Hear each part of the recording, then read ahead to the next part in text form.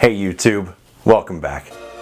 Welcome. So, I like cars, obviously, but I don't know everything, and I definitely don't pretend like I know everything. However, going out and shooting these videos gives me the opportunity to meet with and talk to the car community. And I actually end up learning quite a bit just by being engaged. There's one area in particular though that I absolutely have zero knowledge in, and that's Porsche. The Porsche community is one of the largest and most passionate groups of car enthusiasts out there. And if you try and pass off some incorrect information, chances are they're gonna let you know. Did a Porsche throw up on you? It's Porsche! Fortunately, one of my good pals, David, who I ended up meeting through the community, is part owner of Park Place Limited in Bellevue. And he's invited us to come check out his ultra rare 1962 Porsche. Now, what's special about this, other than the $500,000 price tag, is that he has spent the last 2 years fully restoring this car, and he's going to share with us his knowledge and experience. That's priceless. So, let's head on out and go take a look.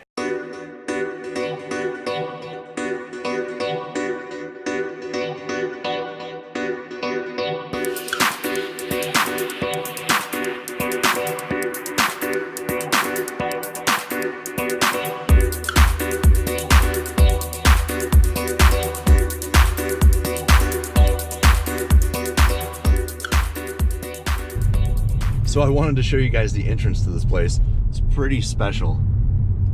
They share their entrance with the McLaren dealership. Looks like they had a whole lot of Bentleys out here too.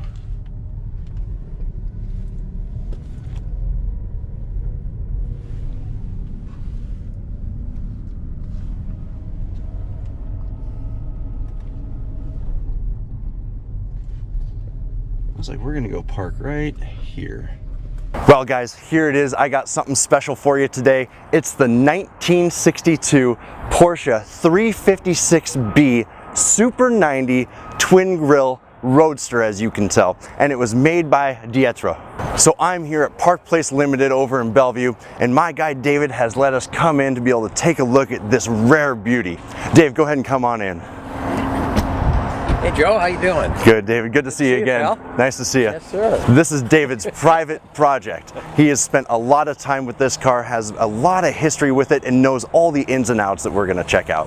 So David, let's go ahead and talk about this real quick. You said that this is a Super 90, or it got turned into a Super 90. Well, it was born, they only made 37 real Super 90s. They made like somewhere close to 250 just twin grille Roadsters.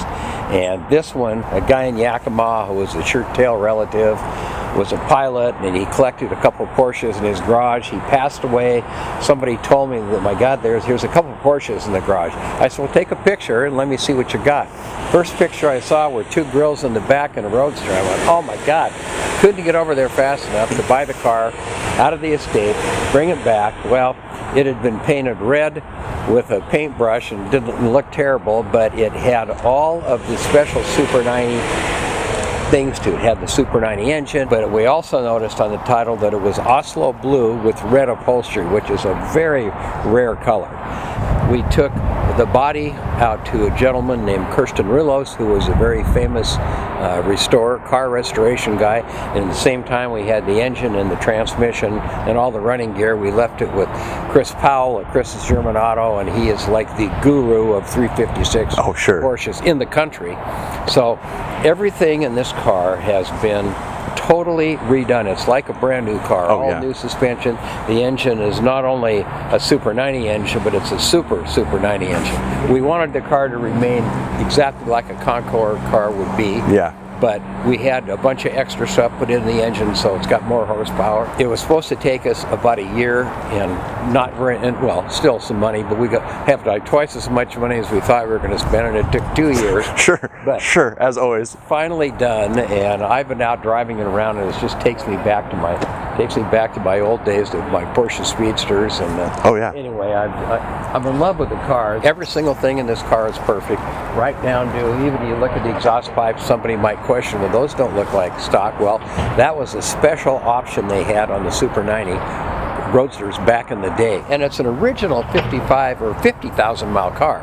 So that makes it was a great base to build the car up on. Absolutely. And you know, we had most of their history. We know where this car was bought, new. It's always been its whole life in the Pacific Northwest. So, anyway, very proud of it. We're gonna go ahead and walk around it, showcase a couple things, and then possibly take it out for a drive and let you guys experience it as well.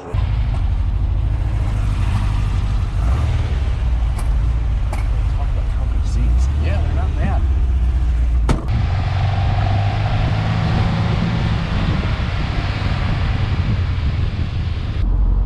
And the sound of this exhaust, guys, when it starts getting warm.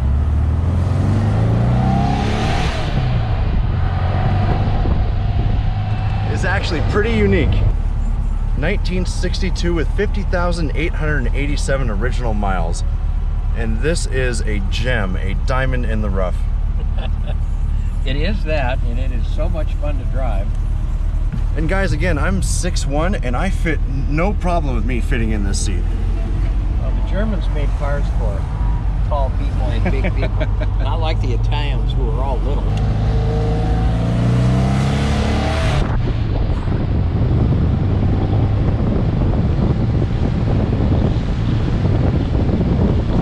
How many speeds is this? 4-speed. 4-speed. Just Probably. it's like a Volkswagen.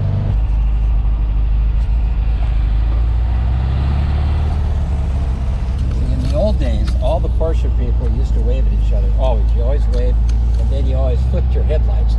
And now that we're getting older and there's been a lot more Porsches made, they don't do that anymore. But they always do it to the 356.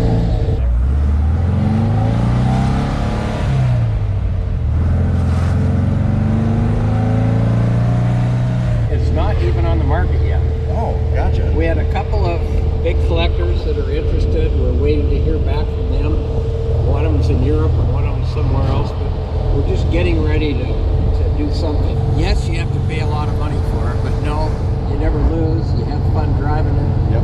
And in the end, this car, there's no way this car will not be worth way more money than you paid for it.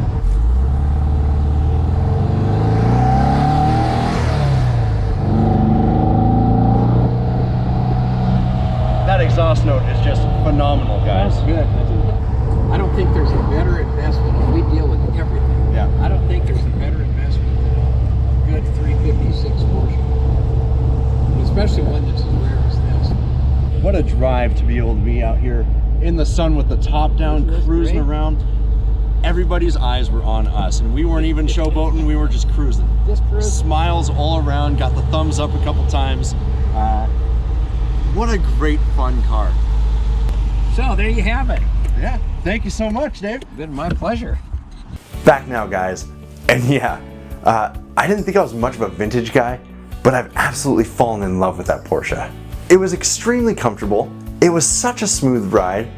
It sounded amazing, and I fit in it. Remember the '69 Lamborghini Acero? I was pretty snug in that car, where with the Porsche, I had all the room in the world. It was great. Also, before I left, Lexi, who's the office administrator there, let me know that Soapy is allowed to come anytime.